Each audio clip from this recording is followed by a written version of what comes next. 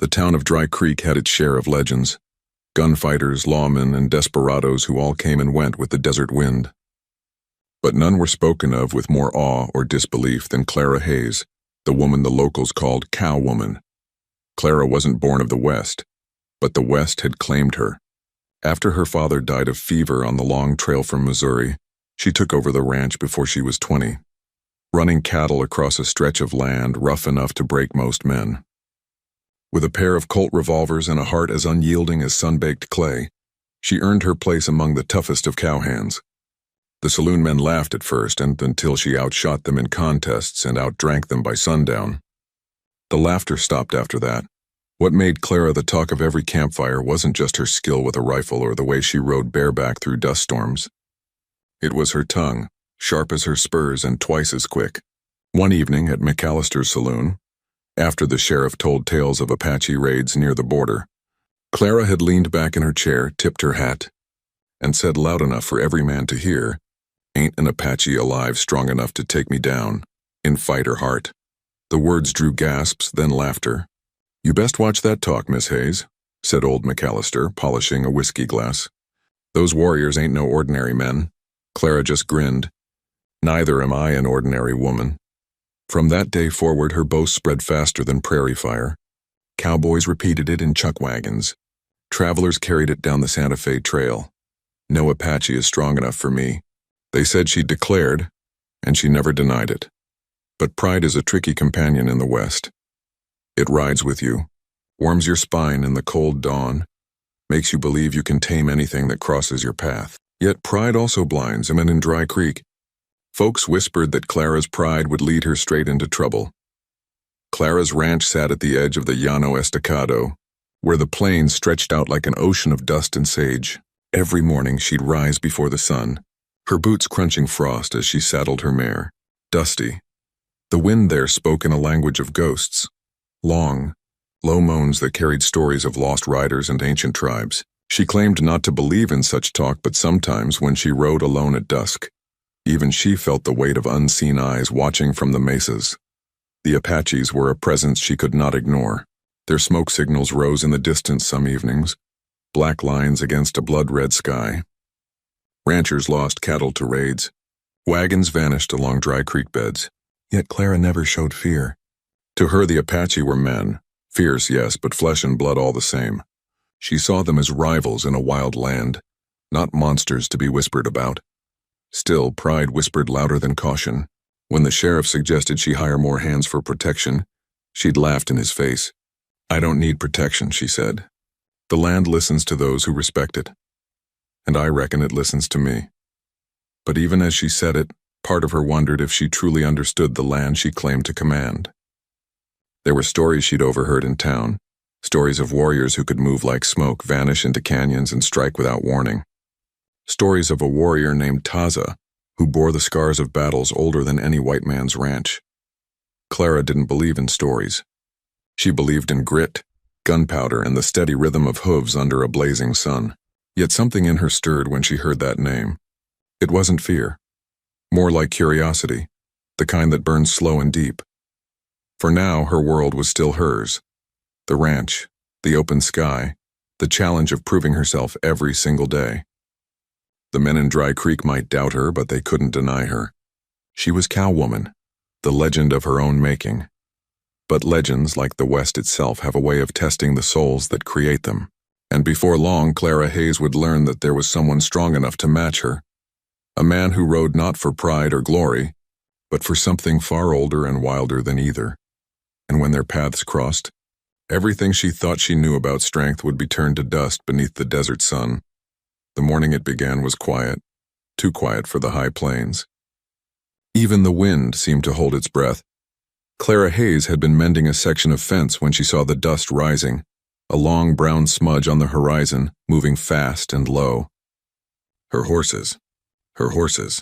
She knew their shapes the way they ran, and she knew the men driving them weren't hers. Within minutes, the truth rolled in like thunder.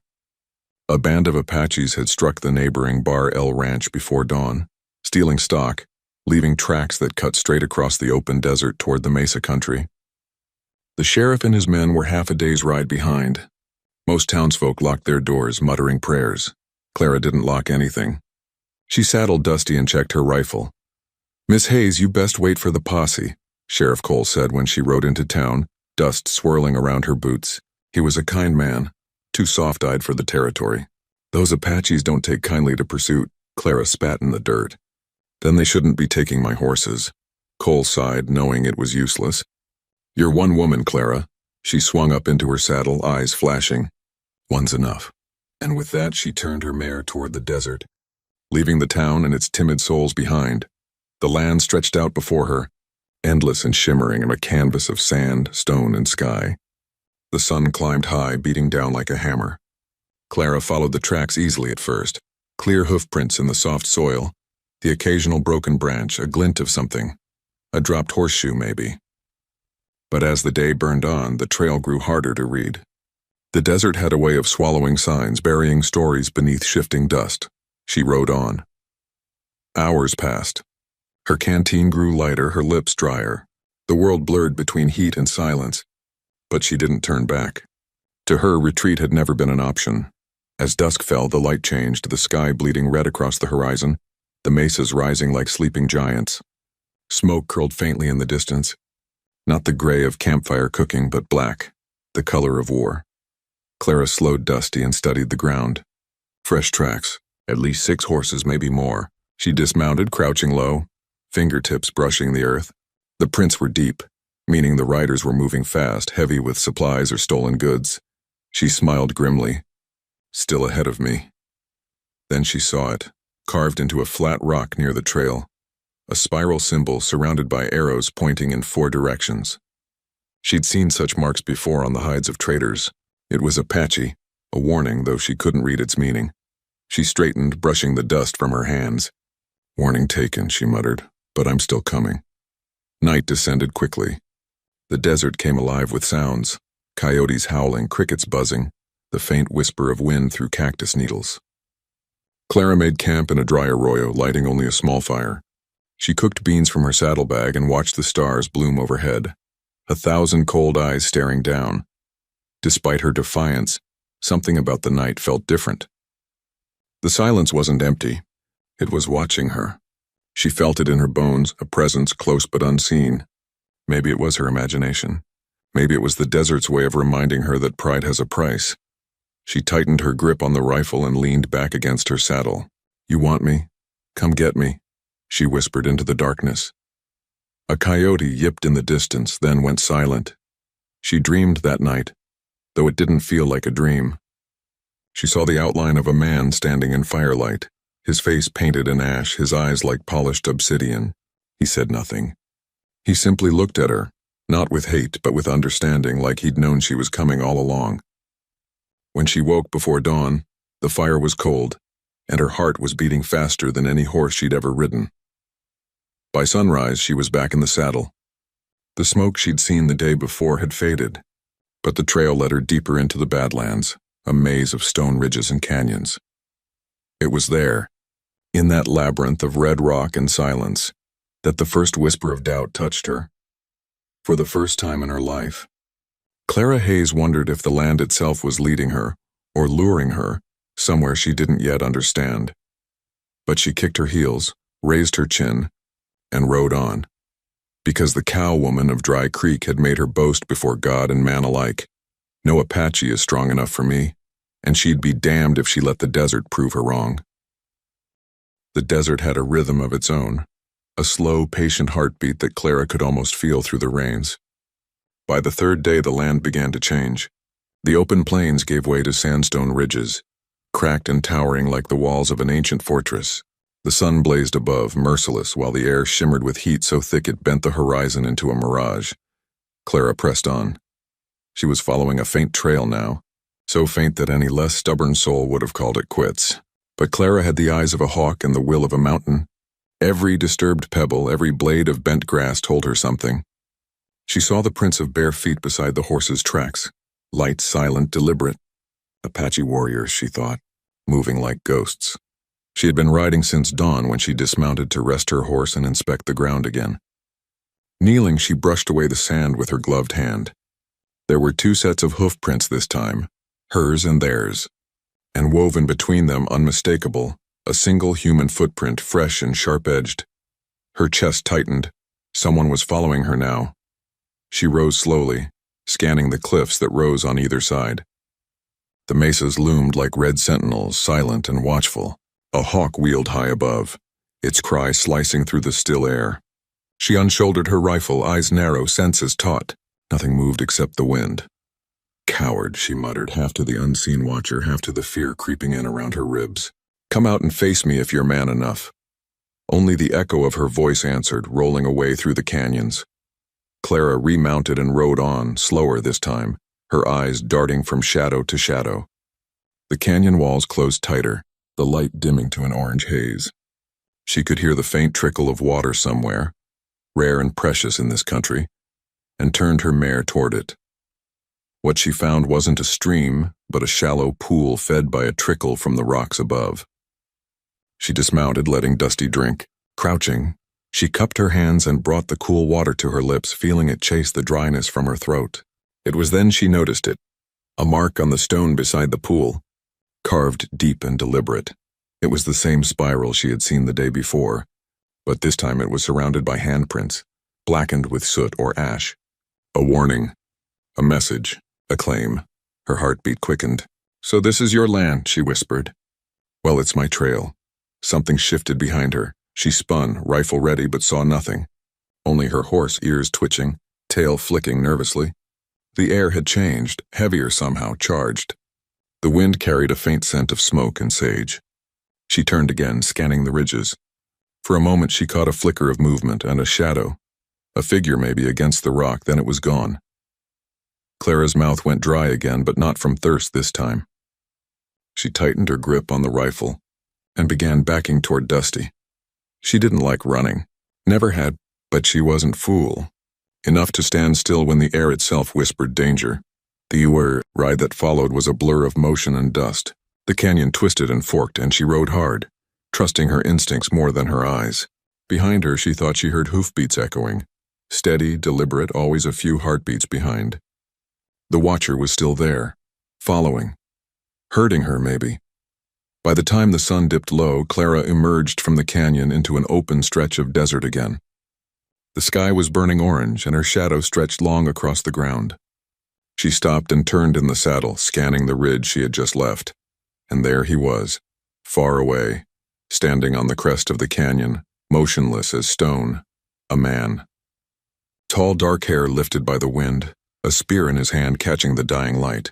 She couldn't see his face, but she could feel his gaze, steady, unflinching. He made no move to attack, no sign of threat. Just watched her, measured her. Clara's heart pounded. She raised her rifle halfway, then stopped. Something in the way he stood, proud, still, certain, made her hesitate. They stared at each other across the distance. Two figures caught in the fading sun, the cowwoman and the warrior. Then the wind rose, carrying dust between them, and when it cleared, he was gone for a long moment. She sat there, the desert silent around her. The first stars were appearing in the east. She lowered the rifle and exhaled slowly. "Well," she murmured, half smiling, half afraid. "Maybe there is one Apache strong enough." But the words felt strange in her mouth, heavy with something she couldn't yet name. Respect, maybe. Or fate. She turned Dusty toward the west, unaware that with every step her mare took, she was riding closer not just to her stolen horses, but to the man whose shadow had already crossed her path, and her destiny. The sun rose red the next morning, a warning sky. Clara Hayes took it as she always did, with her jaw set and her rifle across her saddle. She had slept little, her mind turning over the memory of that figure on the ridge. His stillness haunted her, the way he hadn't attacked, hadn't even spoken. Just watched. Most men, white or Apache, couldn't stand a woman's stare, but that man hadn't looked away. She didn't know why that unsettled her more than any bullet could. By midday, she reached a place locals called Dead Horse Pass, a narrow stretch between two towering cliffs, where even the wind seemed reluctant to move. Her mare's hooves echoed on the stone, hollow and lonely. The air was dry and the silence felt thick enough to touch. Then came the sound, faint like a whisper of leather sliding against rock.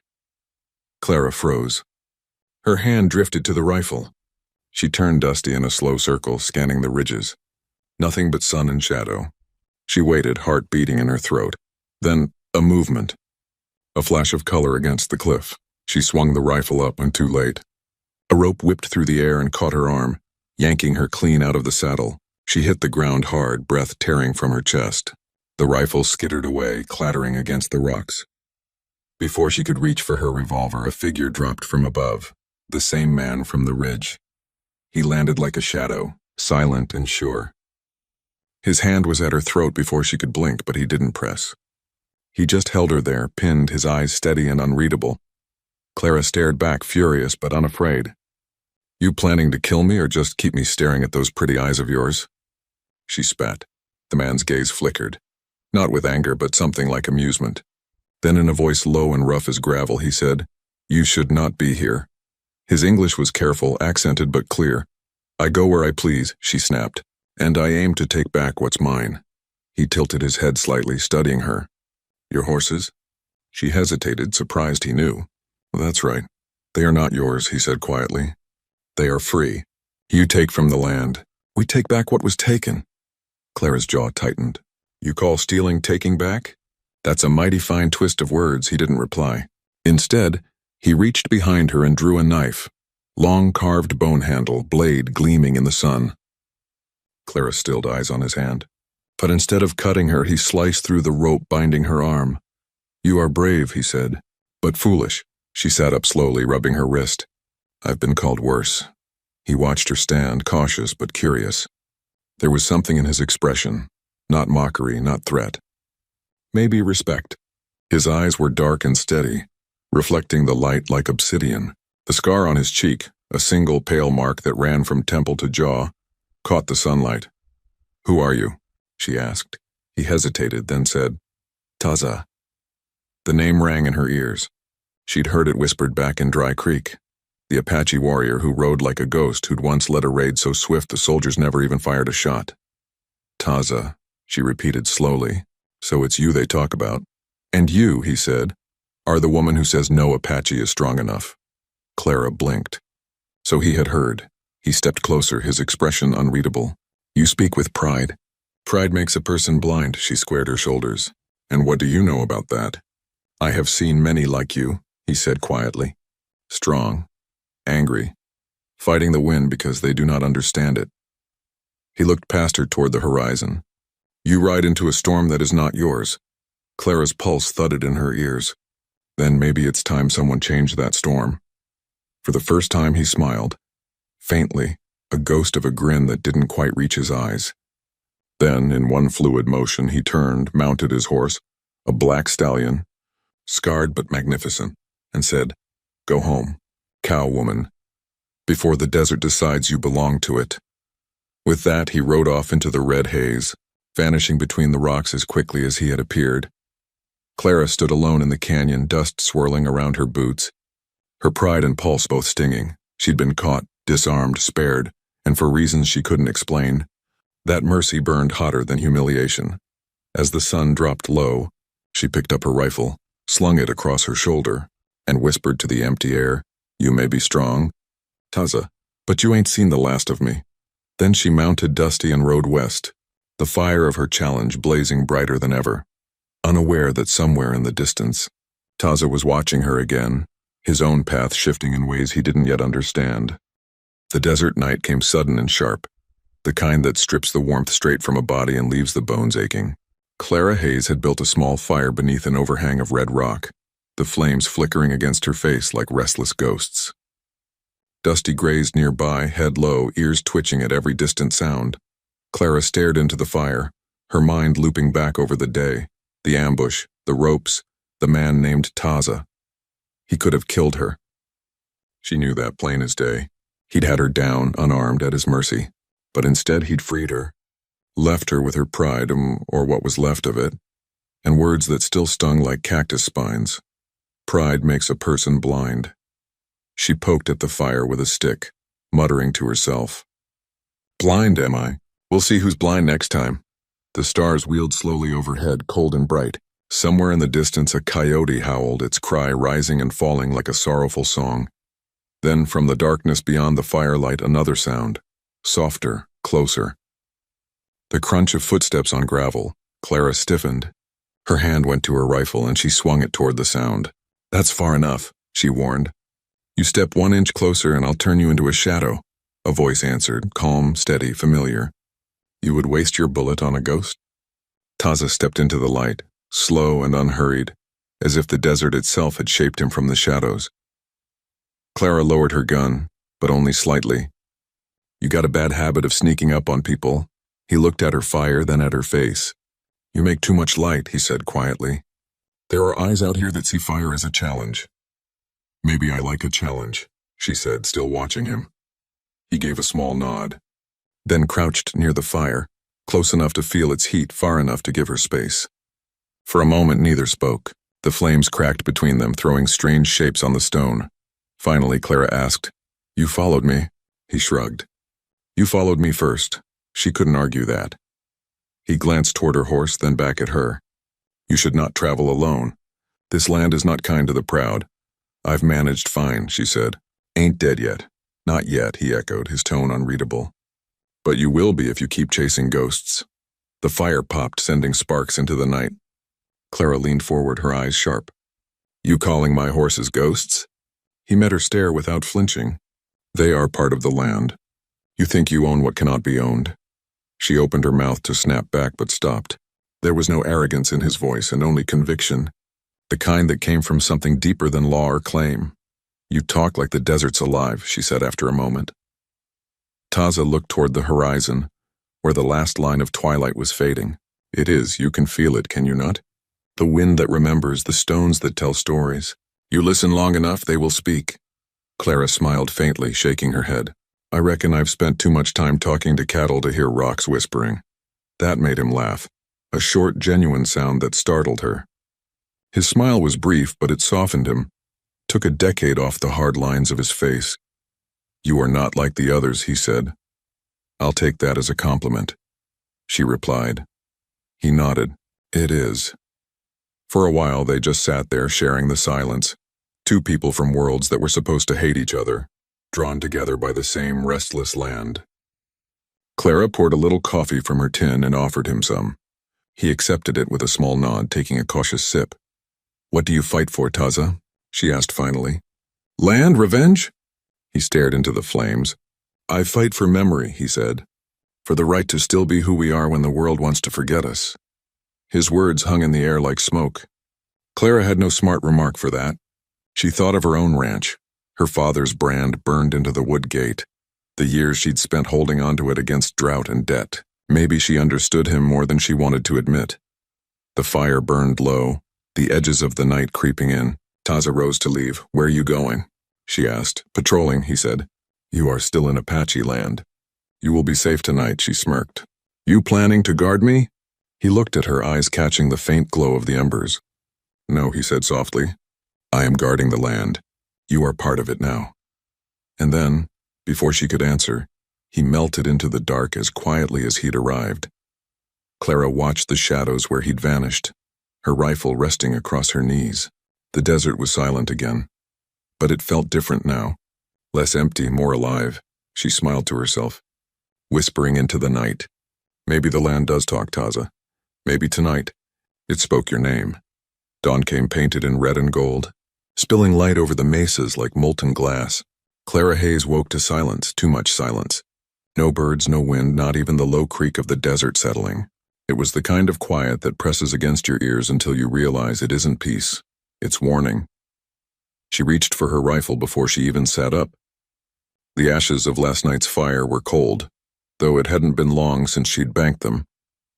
Her mare Dusty stood tense, ears flicking toward the east. Clara followed the horse's gaze and saw it, a thin column of smoke rising miles away, where the mesa dipped toward the open plain. Not Apache smoke this time, she knew their signals now. This was thicker, grayer, men's fire. She packed quickly, strapping her rifle to her saddle, her mind spinning. It could be settlers. It could be soldiers. Or it could be worse. She'd barely mounted when a voice came from the ridge above. "You should ride the other way." She turned sharply. Taza stood there, spear in hand, horse behind him, watching her with that same quiet certainty that both infuriated and fascinated her. "I don't take orders," she said. He nodded slightly. "So I have learned." He rode down the slope toward her, his stallion's hooves sure on the stone. When he reached the bottom, he pointed toward the distant smoke. "Not my people. White hunters? Hunters?" "For scalps," he said simply. Clara's stomach turned. She'd heard rumors in Dry Creek. Men who roamed the territories, killing for bounty, bringing Apache scalps to military posts for gold. "Bastards," she muttered. "They hunt us," Taza said. "They hunt you now too. Me?" He looked at her pointedly. "They saw your fire last night. They think you are with me." Clara cursed under her breath. "So much for keeping to myself." Taza's expression hardened.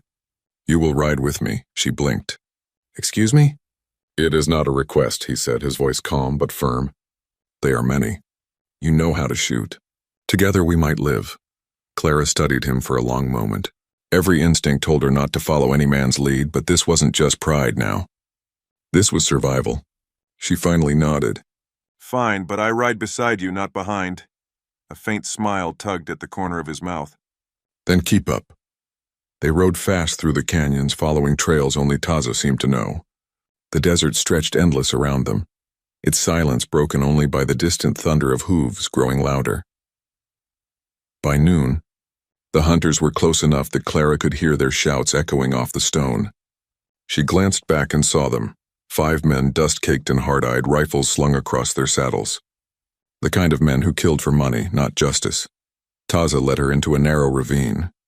"We make our stand here," he said, dismounting. Clara followed, taking cover behind a boulder. "You've done this before." "Too many times." The hunters' voices grew louder. One of them laughed, the sound sharp and ugly. "Come on out, Redskin." "We know you're here." Clara's grip tightened on her rifle. Taza crouched beside her, calm as stone. He motioned for silence. When the first hunter rounded the bend, Clara squeezed the trigger. The shot cracked through the canyon, echoing like thunder. The man toppled from his horse, chaos erupted. The rest of the hunters fired blindly toward the sound. Bullets sparked off the rocks, filling the air with dust and screams. Clara reloaded fast, heart hammering. Beside her, Taza loosed an arrow, striking another man clean through the chest. 2 down, 3 left. A bullet ricocheted near Clara's head. She ducked low, biting back a curse. Taza moved like smoke, darting from one rock to another, drawing their fire. When one of the hunters rushed him, blade raised, Clara fired again. One clean shot through the shoulder. The man fell. Soon there was only silence again. Broken, ragged silence. The last 2 hunters turned tail and rode hard back toward the plains, dust rising behind them. Clara exhaled, lowering her rifle. Sweat streaked her brow and her hands trembled, but her aim had been true. Taza stood a few feet away, breathing hard, his bow still in hand. He looked at her, not with surprise, but with something deeper. "You fight like someone born to the land," he said quietly. She gave a half smile. "Guess the land taught me to bite before I bark." He nodded. "It has taught you well." They buried the dead together, silent except for the sound of the wind through the stones. The sun sank low, painting the canyon in gold. When it was done, Clara leaned on her rifle, looking westward. "You think they'll come back?" "They always come back," Taza said. "The desert remembers everything." Clara met his gaze. "Then I'll be ready." He studied her for a moment, then said, almost to himself, "Maybe the desert sent you for a reason." She didn't know what to say to that. But as they stood there, 2 figures alone against the burning sky, she felt something shift inside her, something she hadn't felt since she was a girl. Not fear. Not pride. Something deeper. Respect. Connection. The beginning of understanding. The desert stretched quiet after the battle, but quiet in the west never lasted long. By dawn, new dust clouds rose on the horizon, more riders. The bounty hunters hadn't given up. They'd brought reinforcements. From their camp high in the red cliffs, Clara and Taza watched the approaching figures through the shimmer of morning heat. There were at least 8 this time, maybe 10, moving fast. Taza said nothing at first. He simply stood, arms crossed, his eyes narrowed against the glare. The wind tugged at his braids. "They won't stop," Clara said, her voice low. "They will not," he agreed. "They lost gold because of us." Clara checked her rifle, counting the bullets left. "Then they'll get lead instead." Taza gave her a sidelong glance, almost smiling. You still think you can fight the whole world? I don't need to, she said, loading the chamber with a sharp click. Just my corner of it, he nodded once. Then we make our stand. They moved quickly, setting up on a ridge of blood-red stone overlooking the plain. A place Taza called Red Mesa. It was sacred ground, he said, once a meeting place for the old tribes. Clara didn't know if she believed in sacred ground, but when she stood there, wind whipping through her hair and the cliffs burning under the sun, she felt something ancient move beneath her boots. The hunters reached the base of the mesa by afternoon. They dismounted, shouting to each other, rifles flashing in the light. The leader, a broad man with a scar over one eye, cupped his hands and yelled up toward the ridge. Come on out, Redskin. And you too, Lady Gunslinger. We'll make you both famous. Clara crouched behind a rock, rifle ready. Famous, huh? She muttered. Guess they'll spell my name wrong on the wanted posters. Taza said nothing. He was laying out arrows, calm, focused, like a man who'd fought this fight 100 times before. When the first shot cracked through the air, it was Clara who fired it. The bullet hit true, striking the lead horse's saddle horn and sending the animal rearing. The hunters scattered for cover. The canyon erupted with gunfire. Clara worked the rifle like it was part of her body, every shot a rhythm. Beside her, Taza moved with the grace of wind through grass, silent, precise. His arrows flew fast, each one finding its mark. But there were too many of them. The hunters spread wide, circling the mesa. A bullet grazed Clara's shoulder, spinning her halfway around. She dropped to one knee, gritting her teeth. Taza was at her side in an instant, pulling her back behind a rock. You are hit. It's a scratch, she growled. He tore a strip from his shirt and tied it around her arm anyway, his hands quick but gentle. Their eyes met for a heartbeat, firelight and stormlight together, and something passed between them that neither could name. The hunters were closing in. The echoes of their boots climbed the stone. Taza turned, scanning the cliff. There is a narrow path behind us. You can escape. Clara's head snapped up. You think I'm running? He frowned. If you die here, the desert will not remember your name, she smirked. Then I'll make it remember. And before he could stop her, she rose, rifle blazing, shouting as she fired. The sound roared across the canyon like thunder. Taza cursed under his breath, then rose beside her, bow drawn. Together they fought side by side, back to back, the air thick with smoke and grit.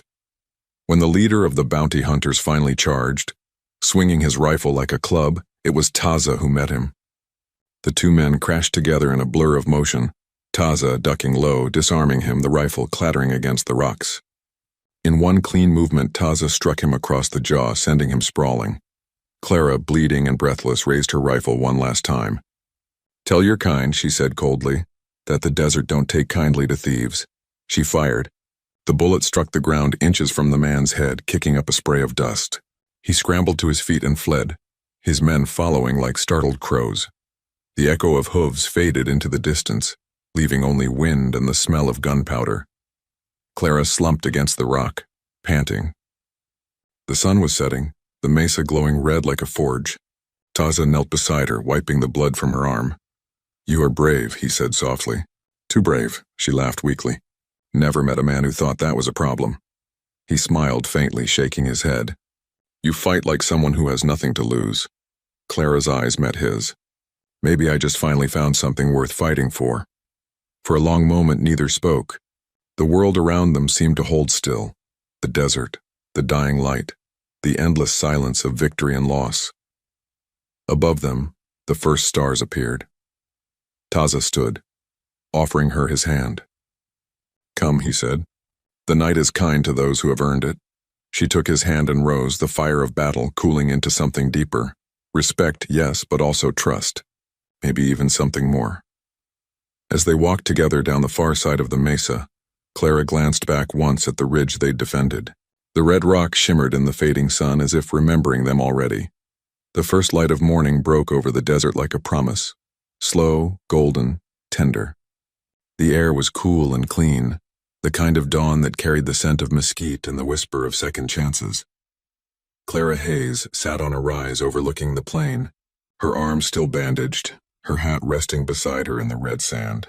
Below her the world stretched vast and quiet, the mesas painted in soft rose and amber, the shadows long and fading.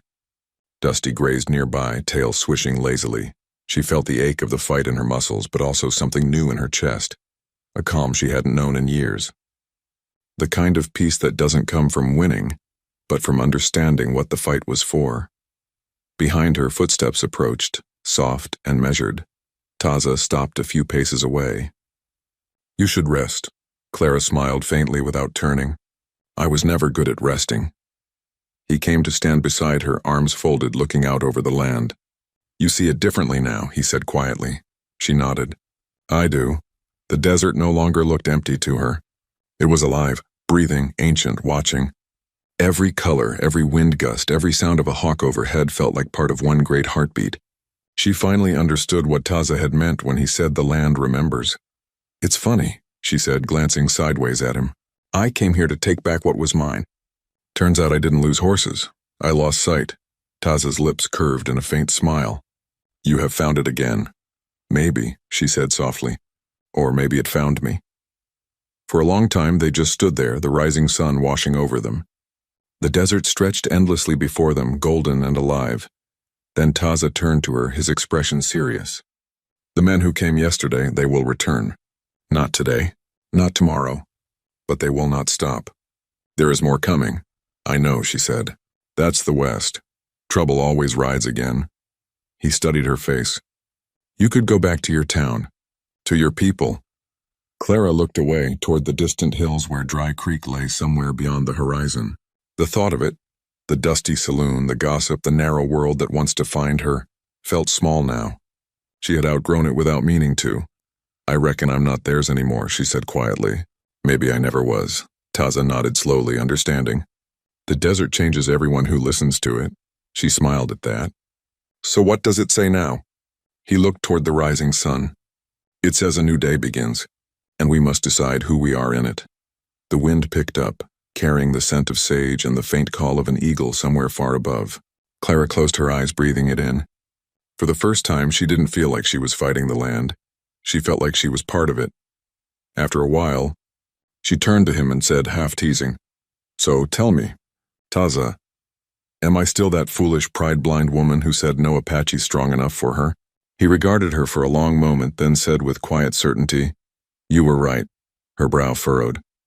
"Right?" He nodded once. "No Apache is strong enough for you, but perhaps one is strong enough with you." Clara's lips parted slightly, caught off guard by the gentleness beneath his words. She didn't answer right away. She just met his gaze, the sun rising behind him, turning his silhouette into something almost mythic. Then she chuckled softly. "Careful, warrior." That almost sounded like a compliment. He smiled, a real smile this time, rare and disarming. Maybe it was. They rode together later that morning, heading west toward the mesas. The land rolled out before them like a painting, full of color and promise. Neither of them spoke much. Words felt too small for the vastness around them. At one point, Clara looked back, toward the faint memory of Dry Creek, her old life, her ranch that had once been her whole world. Then she faced forward again, her eyes clear, her heart steady.